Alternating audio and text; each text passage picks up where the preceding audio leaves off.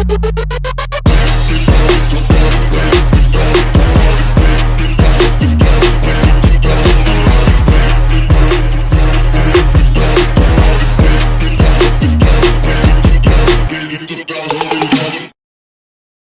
everything going? Everything's going great. What do you think the state of the industry is right now? The state of the fitness of America and people's mindsets? Oh, well, I mean, from our market or whatever, what we see down here is that I feel like people are starting to get back into gyms. Feels a little less scary. I hope that people realize that like their best defense against problems is actually being proactive and taking care of their health and their fitness. And that's way better. Like, you know, there's this, it used to be, FOMO, fear of missing out. Now it became like FOGO, fear of going out. And now hopefully we're like swinging back to like, oh, if I don't take care of myself, like maybe that's my best defense against like having real problems down the line. It's like everybody agrees on it for sure, but like maybe there's people are starting to act on that now.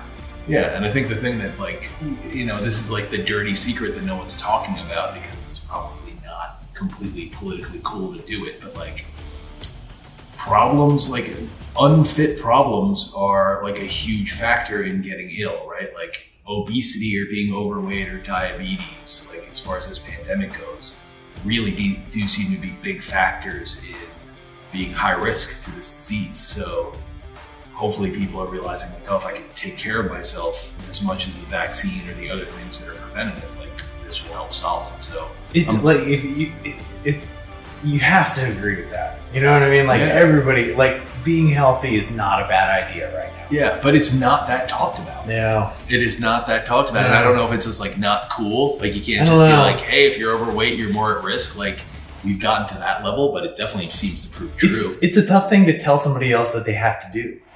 It's easier to tell somebody else to take a shot. It's a lot harder to tell somebody else that they have to take up a new nutrition program or a new training program. Because it's not like as simple as just like, here's a vaccine. There's all these different ways to be healthy. Yeah. Right? So you can't just prescribe this methodology or this system. There's a million different ways to do it. Right. But like the vaccine is like an active or a very specific way to prevent this specific thing. But if you're looking at like a big picture way of staying healthy and staying resilient, this is it. It's a sad state of affairs that we've gotten to the point where we can't talk about that because it is really relevant and it's really true and it would really help people. How much? Okay, so like, what do you think about just the state of the industry though? Like how training is different. There's, I think 38% of gyms have closed permanently. A lot of gyms are not around. And then like slowly gyms are coming back, but I think they're different. And I think they're going to be different. Yeah, I think there's probably like two ways that it splits off, which is one is kind of a gigantic, huge machines, things that people have been used to for 50 years will probably persist in some way. And then you mean like Lifetime Fitness? Yeah, like Equinox is like big established, like Gold's Gyms. Well, wait, did Gold's Gyms? Gold's Gyms gone, but like that big box idea. gyms. I think big corporations with a lot of money, the big box thing will probably persist. They probably have like a really good fan base for that kind of stuff.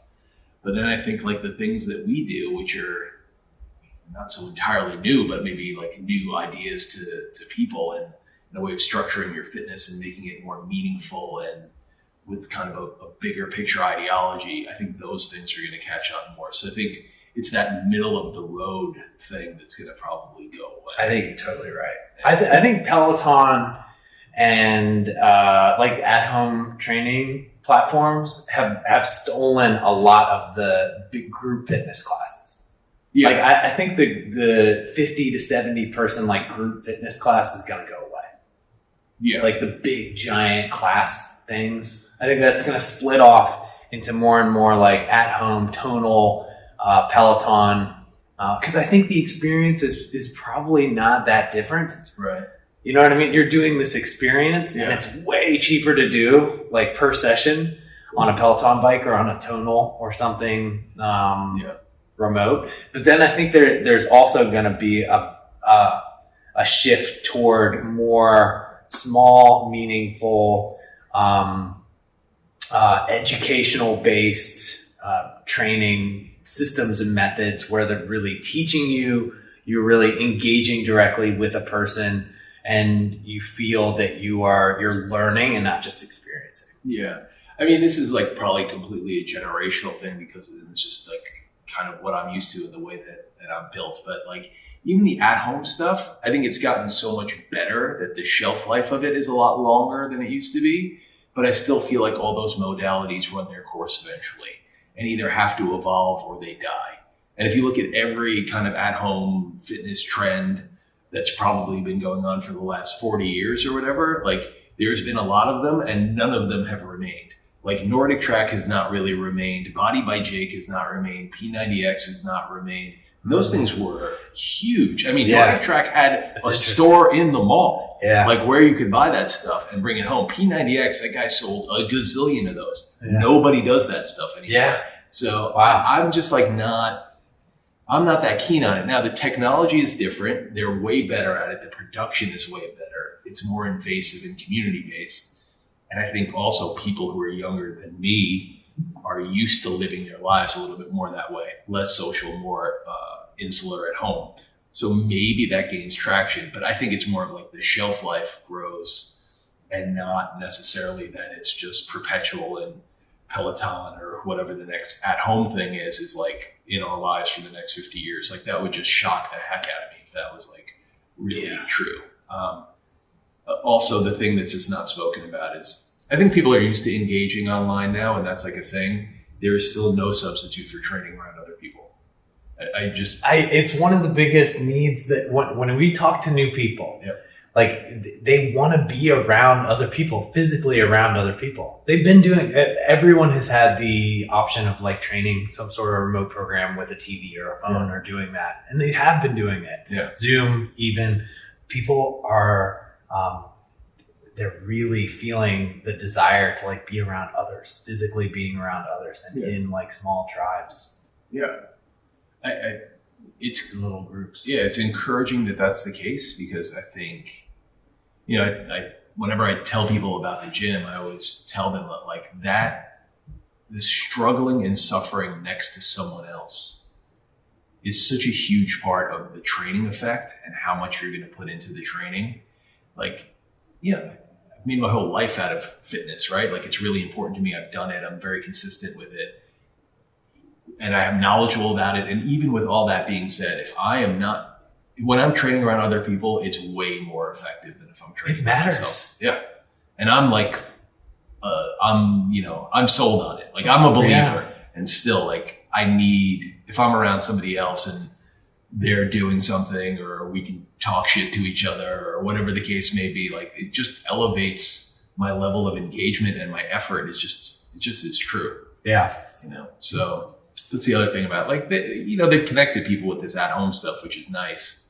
And I think there's the encouragement of the instructors in a lot of the cases, and they're wonderful at it. Like, I applaud particularly Peloton. They've gotten people who are like they've gotten superstars. These are people who are just great at rallying the crowd, like way better than I've ever been. Yeah. But I still think like, there's that cellular thing of being in the room with somebody else. It just matters. Yeah, exactly. It just don't, people think that we evolve so quickly, and in a lot of ways we do, but in a lot of ways we don't. And I think that like that connection of being in a room with somebody and being engaged with them and having that togetherness, I think just still matters. Hey, it's oxytocin.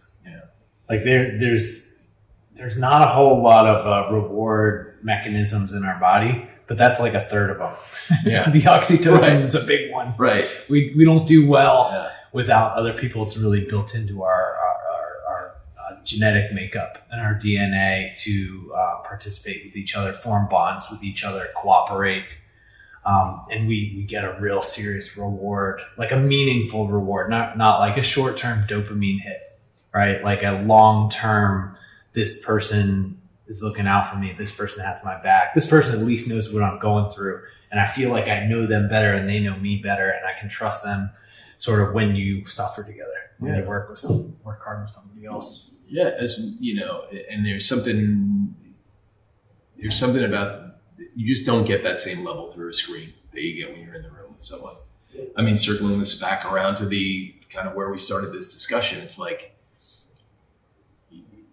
I mean, a little bit of is the religious bias, but like, even when there was a high risk of getting sick, like a lot of churches wanted to get together and still have congregation, even though they could still do it over Zoom and people could still, worship in that way. Mm-hmm. But there's something, and again, as misguided as maybe it was, but the idea of like everybody being in the room together became very important to them.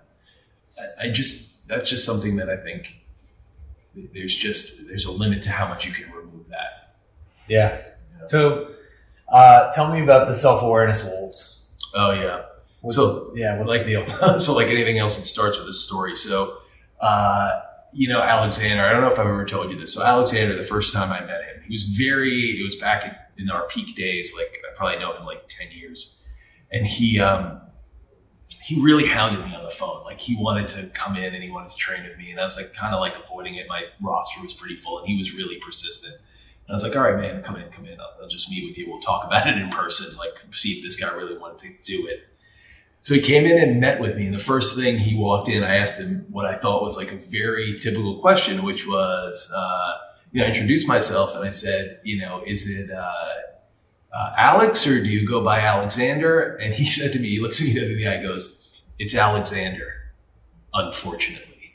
And I just thought that was such a great small example of self-awareness that like it was like the perfect comedic timing, the way that he did it. And it was just, he was so uptight and he knew that about himself and it kind of pained him and he knew that it pained him. Like it was just like it's the simplest example of self-awareness that I maybe can think of.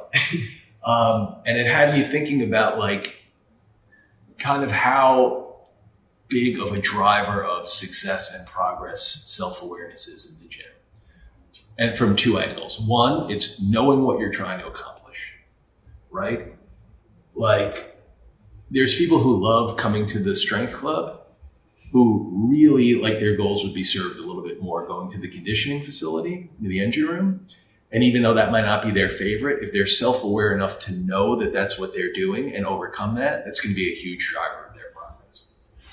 And then there's the other side of self-awareness, which is like, if you're really trying to be excellent at something, knowing that that's your strength and playing up to it.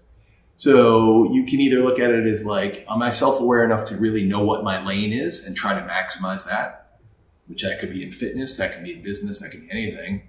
Or this self-awareness of like, this is what I'm going to accomplish. And I know myself and I'm going to shy away from those things. And I'm not going to let myself do that. A couple of examples of like, the runners, for instance, we get a lot of runners. Mm-hmm. Runners are pretty resistant to doing any kind of training outside of running if they're super passionate about it, maybe even more than other athletics. But they usually come to us because they want to see a bump in performance or they've gotten hurt from running before. And typically what they need is really directed strength training that tends to like, the barbell, dumbbell, kettlebell stuff probably works well for them.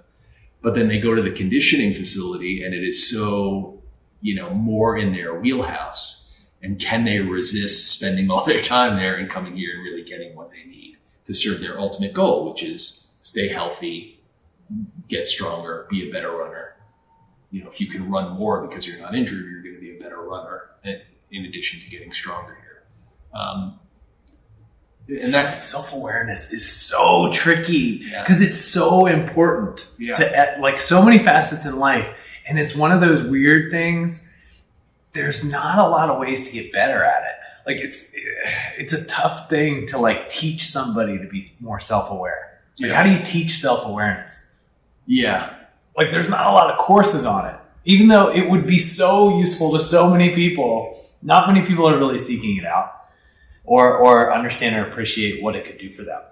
But man, like self-aware, if you can identify the bottleneck in your goals, because that's really what the value is, right? Like if you know who you are, if you know where you're going and you know the limiter and then you can focus your attention on the limiter at any given time and continuously throughout life, you're going to crush everything. Yeah. It's the biggest route through progress. I wouldn't even say that I'll go beyond that people aren't self-aware. They resist self-awareness. They like actively resist it.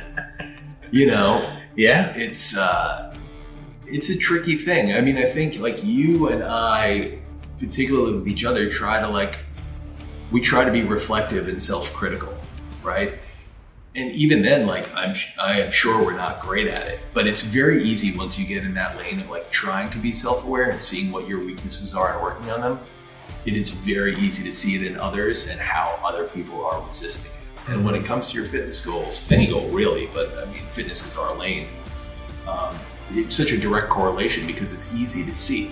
When it comes to like relationships and stuff, self-awareness gets more complicated, but fitness is pretty direct. Like that's part of the thing that I love about it is, you know, you can really solve the problems and see the results in a fairly linear, pretty transparent fashion.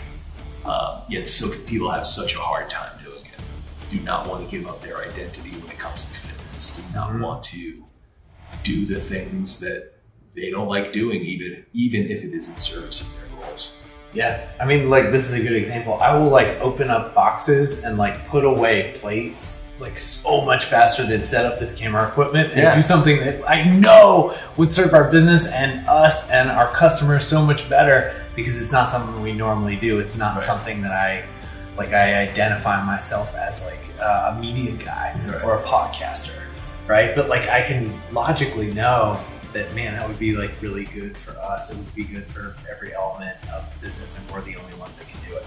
Yeah, right? Sure. So totally get it. And I think that's probably a good place to stop. I'm Kyle Fields. Dan Trink. We are the co-creators of The Fort. We take this seriously. We do what works, and we want to make training more meaningful to you and to the world. Yeah. See you in the next one.